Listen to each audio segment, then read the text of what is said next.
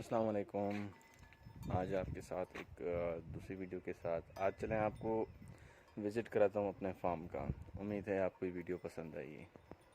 जी, सबसे पहले मैं आपको अपने फार्म के बारे में ये बताऊंगा कि कैसे वजूद में आया, कहाँ से मुझे ये आइडिया आया वगैरह वगैरह। फिर उसके साथ साथ आपको सब मैं आपको शेयर करता रहूँगा। तो जी, सीन ऐसा है कि यहाँ पे जो आप कमरे देख रहे हैं, यहाँ पे मेरे दादाजी का यहाँ पे घर हुआ करता था। वो एक बड़े ज़मींदार थे अपनी लाइफ में। तो हुआ ये जी कि दादा मोहतरम काफ़ी बीमार हो गए थे। फिर वो मेरे चचा के घर चले गए थे शहर, जहाँ से उनकी ट्रीटमेंट भी हो रही थी और उनकी देखभाल हो रही थी। तो जी, सीन ये है कि यहाँ पे एक टाइम पे कुआं हुआ करता था, जिससे वो अपने पानी ख़ुद भी पीते थे, जानवरों को भी देते थे। लड़ने में थोड़ा इशू हो रहा है, खैर। तो जी, अभी तो मैंने उसको छुपाया हुआ है। उसकी वजह ये है कि जानवर ना गिर जाए। वो आज भी मौजूद है और वो है इस जगह पे। आई होप मैं दिखा सकूं। जी हाँ, ये वो जगह है जहाँ पे एक कुआं है। यहाँ पे बाकायदा वो सिस्टम होता था, पुली वगैरह वो निकाल ली गई थी। तो जी, सामने जो है, ये कैमरा मेरा बैक नहीं होता, वरना मैं आपको साथ साथ उसमें दिखा दूँ। तो जी, यहाँ पे उनके तकरीबन एक 4-5 कमरे हुआ करते थे, जो ज़ाहिर है देखभाल ना करने की वजह से वो गिर गए थे। तो काफ़ी टाइम ये ज़मीन बंजर पड़ी हुई थी, कोई इस पे ध्यान नहीं था। यहाँ की ज़मीन जो है आबाद होती थी बारिश के पानी से। जब कोई सैलाब आता था तो वो हमने वहाँ पे नाले निकाले हुए हैं, उसको ब्लॉक करके पानी ज़मीनों की तरफ ले आते थे। यहाँ पे टोटल 2 फसलें होती थी। गर्मियों में जो है वो ज्वार हुआ करती थी और सर्दियों में जो है वो चने होते थे, जिसे आप छोला भी कहते हैं, और चने। तो जी, आइडिया कैसे आया कि जी फार्म क्यों करें, किस लिए करें। तो मैंने आपको जैसे बताया कि मैं एजुकेटेड हूँ, बैचलर मैंने की हुई है, मास्टर्स में कर रहा था लाहौर से। मैं कॉस्ट मैनेजमेंट पढ़ रहा था। तो जी, बस अखराजात इतने बढ़ गए थे, और कॉस्ट मैनेजमेंट पढ़ना कोई इजी काम नहीं है। तकरीबन 2 साल मैंने उसके साथ टाइम दिया, कॉस्ट मैनेजमेंट के साथ।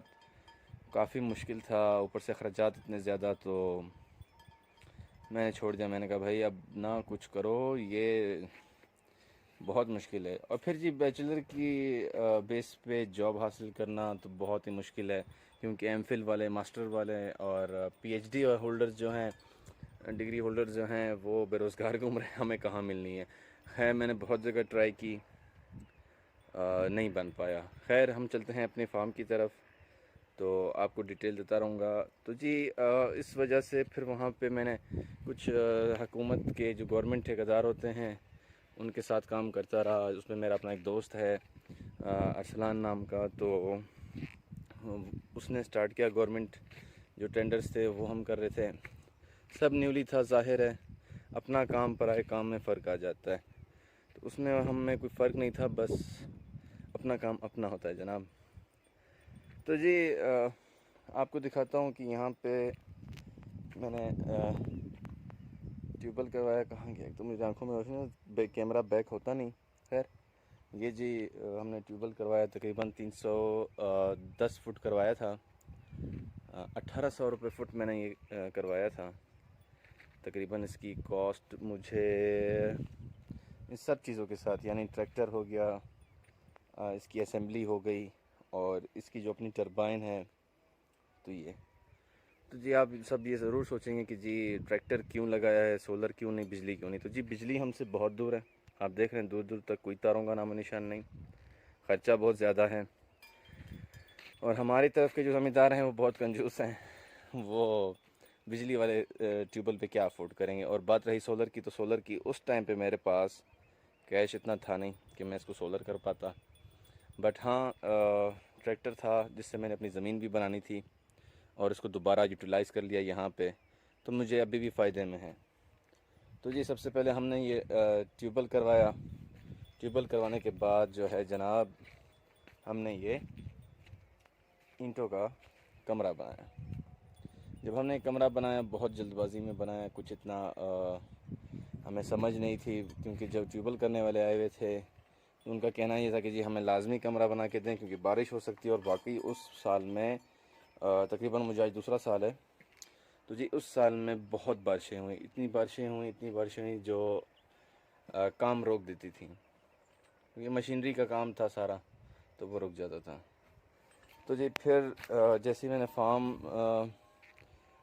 जब अपना बनाया तो मेरे पास तकरीबन 2 बकरियां थीं। ओबियसली जैसे मैंने आपको बताया कि बकरी मेरी फ़र्स्ट ऑप्शन था उस टाइम। बकरियां ली, बकरियों के बाद जनाब मैंने एक वच्छी ली, वच्छा लिया, उसको मैंने पाला। जो इसमें वच्छी ने मुझे कोई ख़ास प्रॉफिट नहीं था, क्योंकि वो एक सीन क्रिएट हो गया था, उसमें मैंने उसको ख़रीद लिया था, बहुत महंगा ख़रीद लिया था। उसके बाद जनाब फिर मैंने एक बच्चा ख़रीदा था जो मैंने 25,000 का लिया था। तकरीबन 1 महीने बाद मैंने उससे 32,000 का उसको मैंने बेच दिया था। तो तब मुझे एहसास हुआ कि जनाब जब आपके पास फार्म आपका अपना हो, मेरे पास अपना घास था, वो आप देख सकते हैं, ये सारा घास है। तो जी घास अपना था, भूसा जो था जिसको आप तूड़ी कहते हैं, वो मेरे पास नहीं थी, वो मैं ख़ुद परचेज़ कर रहा था। यहाँ पे जो है हमारे इलाके में मन का हिसाब चलता है, तो मनकत के हिसाब से मैं वो ले रहा था।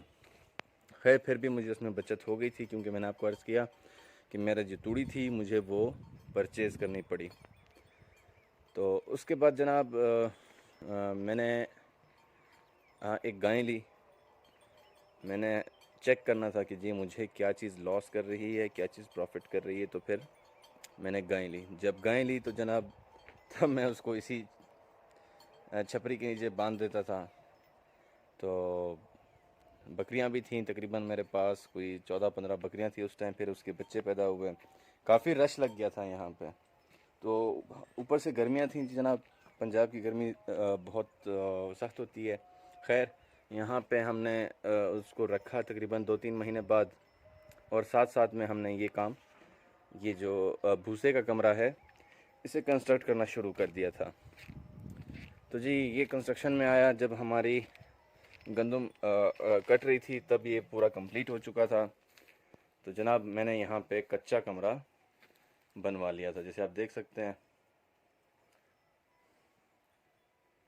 तो अभी भी तूड़ी आप देख रहे हैं कि यहाँ पे मैंने अभी ख़रीदी है, जो ख़त्म हो गई थी। जो पीछे पड़ी हुई है तूड़ी, वो मेरी तूड़ी ख़राब हो गई थी। और ख़राब होने की क्या वजह थी, जो छत जो है वो लीकेज आ गया था, जैसे आप वो निशान देख रहे हैं ये वाला। तो जी लीकेज हो गया था, काफ़ी इश्यूज़ बन गए थे मेरे लिए, सारा पानी आता रहा। हाँ बनाया क्यों नहीं, बनाया क्यों नहीं, क्योंकि इस टाइम पे मज़दूर वगैरह जो थे कोई ख़ास मेरे पास थे नहीं, तो इस वजह से ये रह गया। ऊपर से गीला था, तो इसके अपने कोई कच्चे जो ये दीवारें होती हैं, इनका अपना कोई सीन होता है कि जी खुश्क हो जाए तो दोबारा फिर इस पर गारा ले पाता है, जो भी है। खैर हमने ये कमरा बनाया। फिर जब गाय थी मेरे पास, एक बच्चा था, वो बिक चुका है अभी, वरना मैं आपको ज़रूर दिखाता। तो जनाब वो था और गाय थी। फिर मुझे किल्लत पड़ गई दूध की। दूध से ये मुराद कि खाना पीना अपना यहाँ पे मैं ख़ुद करता हूँ। यहाँ से सिटी जो है वो काफ़ी दूर है, यहाँ पे कोई होटल नहीं है। तो जी चाय का शौकीन हूँ, तो मैंने कहा चलो एक जानवर आ जाएगा, चाय भी हो जाएगी और ख़िदमत करते रहेंगे जानवर की, कुछ ना कुछ हो जाएगा। तो तब मैंने ये भैंस ली। जी जब भैंस ली तो ये मुझे तकरीबन 2.5 किलो दूध टाइम का दे रही थी। कुछ टाइम इसने दिया, फिर उसके बाद ये आहिस्ता आहिस्ता कम होती रही, क्योंकि इसके नीचे कट्टा भी था, वो ऑलरेडी इसका दूध पी चुका था। मतलब एक टाइम होता है भैंसों का कि वो दूध जब देती हैं। तो इसने अच्छा मुझे दूध दिया। तकरीबन 2 महीने 3 महीने मैंने इस साथ बहुत अच्छा इंजॉय किया इसके दूध को। कौन है ये? थोड़ा डरती है मुझसे, क्योंकि कुछ दिनों पहले हमने इसे मिसाला दिया था, तो वो डरती है। खैर जनाब ये मैंने भैंस ख़रीदी थी, ठीक है। तब ये बहुत वीक थी जब मैंने ख़रीदी थी। अभी तो माशाल्लाह ये गब्बन है, इसको 8वां महीना चल रहा है। तो ये अभी मैं सेल कर रहा हूँ। उसकी वजह यह है कि मैं अब अपने लिए दोबारा फार्मी गाय वगैरह देखना चाह रहा हूँ। तो मेरा मूड ये है कि मैं वो परचेज़ करूँ। फिर जी जब ये गाय ख़रीदी, भैंस ख़रीदी, फिर मैंने इनको वहाँ पे एक जगह है पीछे मेरी ज़मीन के, वहाँ पे दरख्त की छाँव पे बांधता रहा जी। वहाँ पे एक दफ़ा सांप आ गया। तो मुझे डर लग गया। मैंने कहा ऐसा ना हो कि मेरे जानवर ऐसे जंगल में खड़े हो कि इनको नुकसान ना हो जाए। फिर जनाब आहिस्ता आहिस्ता सोचा क्यों ना यार हम गाय ले लें। तब जो है जब भैंस की बात बता रहा था, भैंस ने तकरीबन 2 महीने 3 महीने मुझे दूध दिया। फिर उसके बाद इसको हमने लगवा लिया आसान के साथ। इनका अपना एक मंथ होता है, पीरियड होता है, तब ये लग गई। तब जी मैंने ये गाय ख़रीदी जो आप पीछे देख रहे हैं, ये गाय ख़रीदी। तब ये बच्ची थी माशाल्लाह, ये भी गब्बन है, ये 5th महीने की गब्बन है। और ये आई थिंक आप देख सकें ये 8th की है। तो जी इसके साथ एक और मैं लाया था, मैं लिया सिटी से लाया था। और आप देख सकते हैं इसको। खैर मैं थोड़ा साइड चेंज कर लूँ, जैसे मैंने आपको बताया मेरा कैमरा यहाँ से बैक नहीं हो रहा, पता नहीं क्यों। बट जी ये मैंने ख़रीदी तब ये बहुत छोटी थी, हाइट में थोड़ी छोटी थी। तो माशाल्लाह अभी तो काफ़ी अच्छी हो गई है, क्योंकि ज़ाहिर है गाय बन रही है और हाइट अभी भी ये गेन कर रही है। तो जी ये भी गब्बन है, ये मैंने ख़रीदी। फिर जनाब मेरे पास जो दूसरी गाय थी वो मैंने गाभन ली थी, वो मेरे पास अभी नहीं है, वो मैंने सेल कर दी थी। तो जी उस गाय का हुआ ये कि गाय मैंने ख़रीदी तकरीबन 1 महीना, वो यहीं पे उसने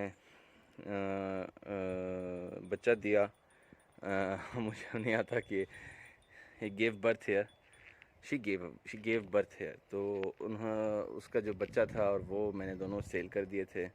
तब मैंने बच्चे ख़रीदे, जो पीछे जो आप रेड वन देख रहे हैं वो हाँ ये वाला एग्जैक्टली ये वाला मैंने ख़रीदा। इसके साथ 2 और ख़रीदे थे जो कि वो वक्त के साथ बिक गए। इसको मैंने ख़ुद यहाँ पे रोका हुआ, क्योंकि माशाल्लाह इसकी ग्रोथ अच्छी चल रही है, चराई में बहुत अच्छा है, तो इस वजह से है चल रहा है। तो जी बाकी जो हैं वो कभी किस मंडी से लिए, कभी किस तरह, तो वो प्रोसेस चलता रहता है। तो जनाब ये था मेरा छोटा सा फार्म जिसको मैंने आपको डिटेल दी। फिर उसके बाद जनाब हमने जो है अपनी ज़मीन पे एज़ यूजुअल जो यहाँ के सारे ज़मींदार गंदम उगाते हैं।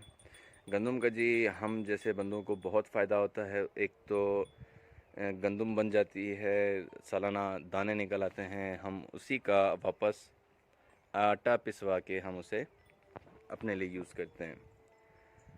और थर्डली जो है इसकी बन जाती है तूड़ी। तो तूड़ी जो है वो हम दोबारा इसी कमरे में स्टोर कर लेते हैं और वक्तन वक्तन हम इसे यूज़ करते रहते हैं। तो जी ये हमें इसमें फ़ायदा है। और जी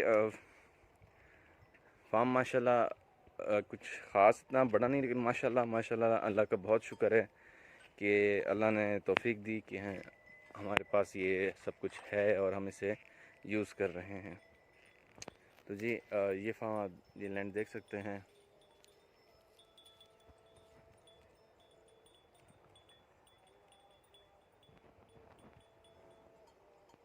क्योंकि मुझे नज़र नहीं आ रहा, मैं आपको दिखाने की कोशिश कर रहा हूँ। तो जी और दूसरा ये कि जो ट्यूबवेल है उससे हमें ये फ़ायदा होता है कि साल में जो गंदम उगाते हैं, जैसे वापस गर्मियों में आती है लोग ज्वार उगा लेते हैं, क्योंकि अब बारिशें रही नहीं। आप खुद देख लें इस साल हमारे यहाँ पंजाब पे साइड पे, तो जो मैं नॉर्थ पंजाब में होता हूँ जी, साउथ पंजाब में सॉरी, साउथ पंजाब में होता हूँ, तो यहाँ पे बारिशें हुई नहीं हैं। तो जी आप देख सकते हैं मैंने हमसायों को पानी दिया हुआ है हिस्से के ऊपर, तो इसमें थोड़ी बहुत बचत हो जाती है, पानी बहुत वसी जा सकता है, तो कुछ ना कुछ हिसाब बन जाता है। तो जी ये रहा। अब तो थोड़ा बहुत प्रोसीजर चल रहा है। और हाँ फार्म में एक बहुत अच्छी चीज़ हमारे पास ये दरख्त मिलता है, हमारी ज़बान में तो इसे सरीं कहा जाता है। तो जी ये सरीं का दरख्त है, ये तकरीबन आज या कल में फरवरी के एंड में ये 1 ईयर का होगा। मैं लाया था, बिल्कुल पतली सूखी लकड़ी थी। अभी माशाल्लाह ये बहुत अच्छे हो चुके हैं। कुछ मेरे ज़ाया हो गए, मैंने तकरीबन 100 ट्री लगाए थे अपनी ज़मीन पे। कुछ जो हैं वो उस बाउंड्री के पास हैं, आपको बताऊं उस बाउंड्री के पास हैं सारे, बाउंड्री टू बाउंड्री मैंने लगा दिए थे। कुछ आबाद हो गए, कुछ गैर अब नहीं पैदा हो सके, तो जी इस वजह से वो रह गए। लेकिन इंशाल्लाह मेरा दोबारा इरादा है, मैं दोबारा उसको दरख्त को लगाऊंगा। और जब मेरे पास जानवर ज़्यादा हो गए थे, तो ये बात मुझे अभी याद है, मैं भूल गया था सॉरी। जब जानवर ज़्यादा हो गए तो मैं वहाँ पे दरख्त के नीचे बांधने से रह गया था, क्योंकि वहाँ पे इतने जानवर आ नहीं रहे थे, गर्मी में खड़े रहते बेचारे। तो जी फिर मैंने ये जगह बनवाई। ये अभी सील्ड है। इसको मैंने वो होल्स बनवाए थे ताकि हवा आ सके। हमारी तरफ जो है वो I think south to west हवा चलती है, I think so, may be I am wrong, लेकिन साउथ टू वेस्ट हवा चलती है। तो जी हवा जो चलती है तो इसका मैंने सारा रूटीन उसी तरह बनवाया। इसमें आप देख लें, ये सारे होल्स हैं, ये जब जैसी गर्मियाँ आएंगी इनको वापस ओपन कर लिया जाएगा। ये चादर जो है ये हटा ली जाएगी। ये आगे पीछे चारों तरफ से इनमें होल्स हैं। ये गर्मी के लिए होता है कि जी छाँव बन जाती है, और सर्दी में हम दोबारा इसे ओपन कर लेते हैं, वो हमें फ़ायदे में है। ये देखें जी, इस तरह के होल्स हैं। और ये जो है तकरीबन मैं आपको बताऊं 14 बाई 20 की ये है, ठीक है ना। 14 चौड़ाई है और 20 लंबाई है, तो ये बनाया था। और जी ये देखें घास उगाया हुआ है अपने जानवरों के लिए। हमें तभी फ़ायदा है कि जब हमारा घास अपना हो, ज़्यादा हो कम ना हो, घास हमारे पास ज़्यादा हो, तूड़ी हमारी अपनी हो, तब हमें फ़ायदा है इसमें। और जी रही बात कि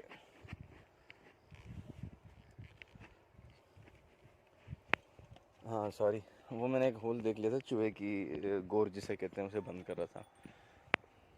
तो जी घास अपना होना चाहिए, फार्म के लिए मस्ट है। तूड़ी अपनी होनी चाहिए, ये भी मस्ट है। तब जाके हमें कोई बचत होती है। जब सब कुछ हम बाज़ार से ख़रीदे तो हमें कोई फ़ायदा नहीं है। और मैं बज़ात ख़ुद अब डेयरी की तरफ आना चाह रहा हूँ, तो एक दिन में तो जी कोई डेयरी नहीं खोल लेता, मुझ जैसा बंदा तो यकीनन नहीं खोल लेता। लेकिन आहिस्ता आहिस्ता प्रोसीजर में हूँ, इंशाल्लाह उम्मीद है।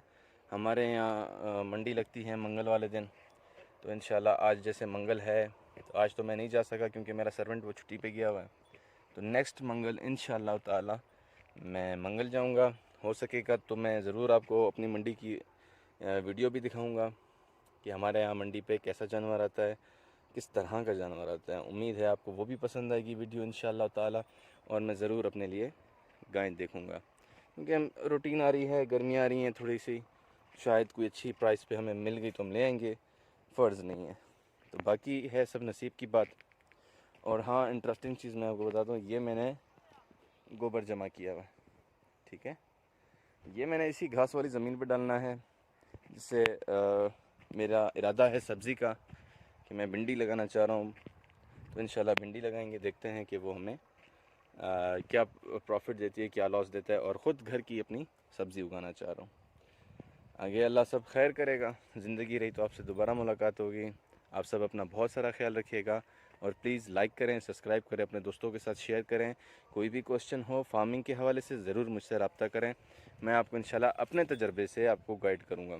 आप मुझे मैसेज कर दें, मैं आपको अपना नंबर ज़रूर दे दूँगा।